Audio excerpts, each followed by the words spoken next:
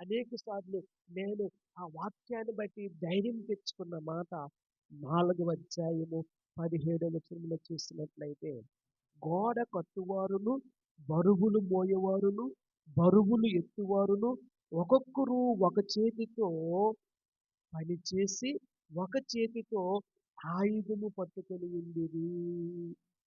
మరియు కట్టువారిలో ఒక్కొక్కడు తన కత్తిని నడుమునకు బిగించుకుని గోడ కట్టుచూ వచ్చెను.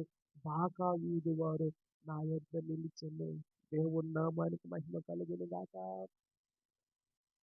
నా మట్టుకైతే ఈ వచనము ఈ పుస్తకానికి లేదా ఈ గ్రంథానికి మూలవాక్యంగా భావిస్తూ ఉన్నాను. ఆకారాలు కట్టాలి అంటే ఒక చేత్తో పని చేయాలి, ఒక చేత్తో ఆయుధాన్ని పట్టుకోవాలి.